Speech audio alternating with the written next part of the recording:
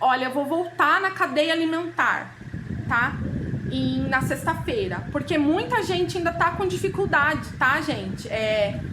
Então, algumas pessoas estão confundindo o que é produtor, o que é consumidor, o que é decompositor.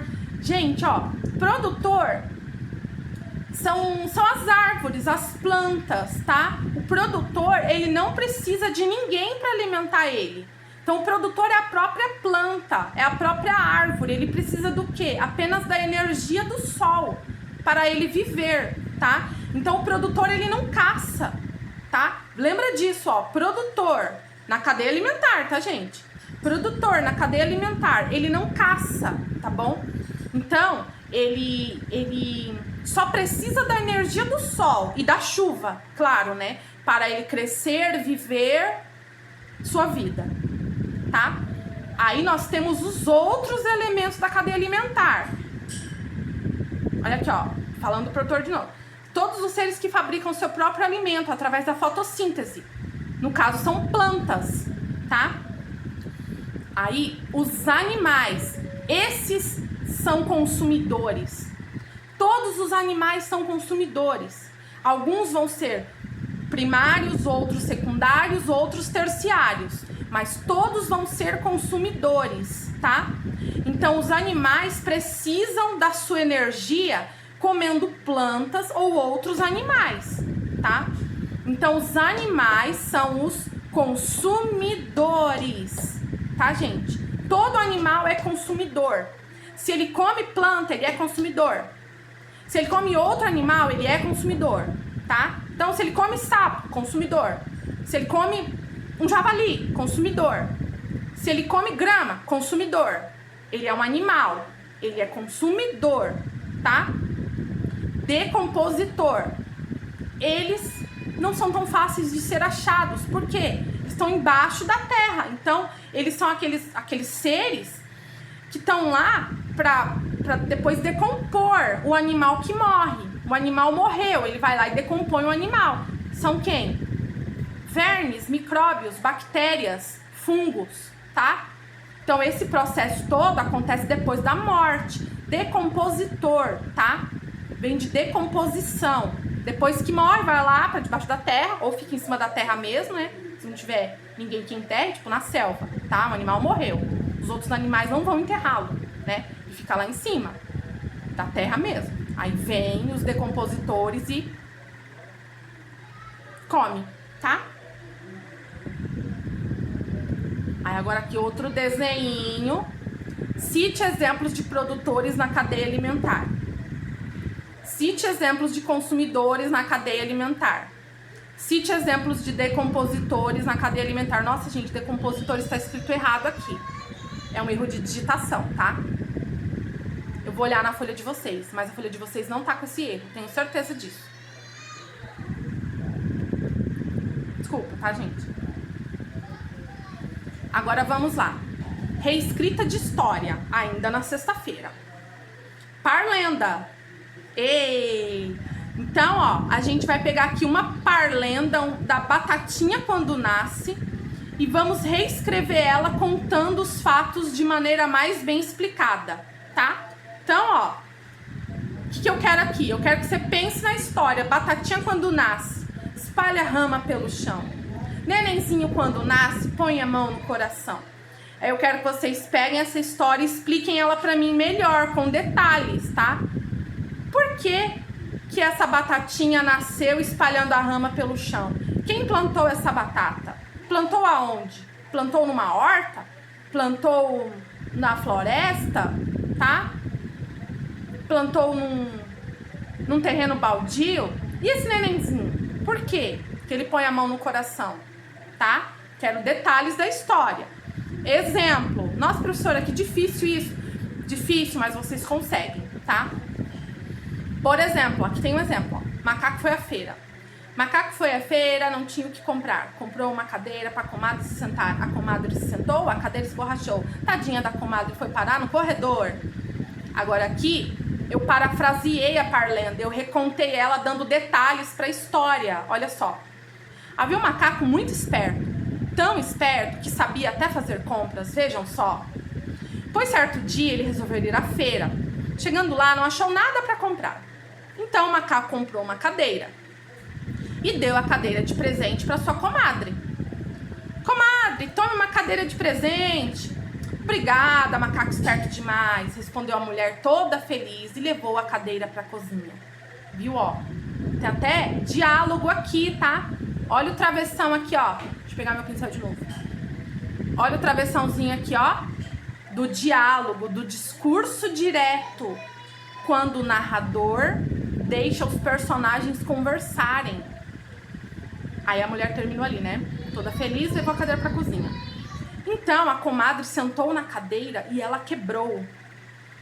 Ela estava na cozinha e com o susto da queda saiu rolando e foi parar no corredor. Coitadinha da comadre. Aí o narrador termina a história com coitadinha da comadre. Aí agora vocês vão fazer isso. Vocês vão aqui, ó, pegar a história da batatinha quando nasce, espalha a rama pelo chão.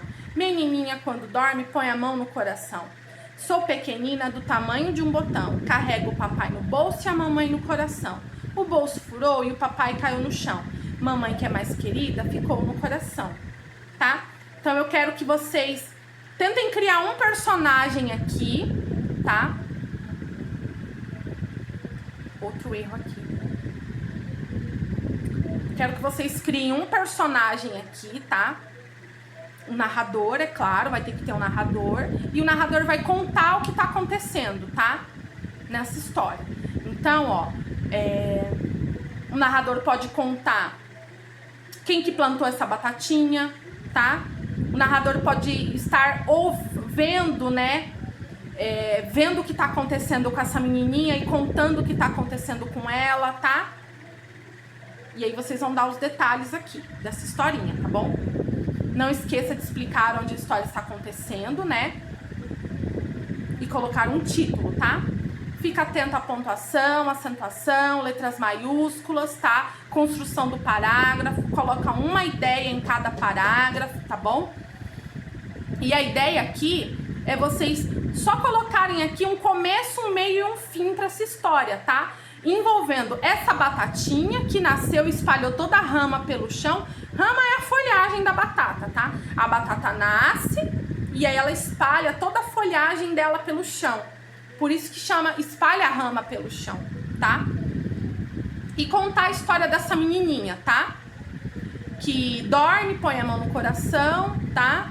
Que ela é pequenininha, do tamanho de um botão. Então vocês vão contar a história dessa menininha e da batata, tá bom?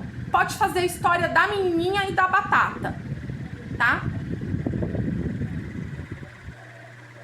Usa essas linhas para fazer, pode ilustrar aqui embaixo.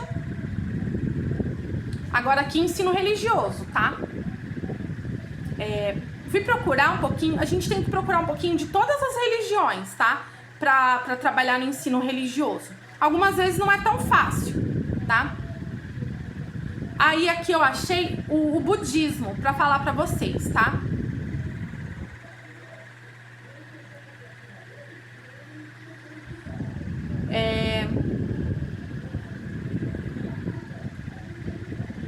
Então os budistas, eles acreditam em meditação, tá? Então, os budistas, eles têm algumas imagens, tá?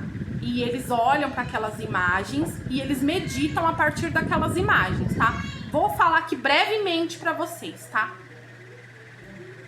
Aí aqui eu trouxe algumas imagens dessa do budismo, tá? Coloquei aqui duas dessas imagens. O que ela pretende, por exemplo, quem acredita, tá? Quem é dessa, eu não sou dessa religião, gente, tá? Vocês também não são, a maioria de vocês. Então aqui é só para conhecimento, tá, gente? Então, por exemplo, quem acredita nessa religião, ele vai olhar para a imagem desse Buda aqui, ó, tá? Deixa eu pegar o pincel de novo. Ele vai olhar para a imagem desse Buda aqui, que eu acabei de grifar, e ele vai cantar esse mantra aqui, tá? Om, Monim, Monim, Maha, Monie, Soya. Estranho, né? Bem estranho.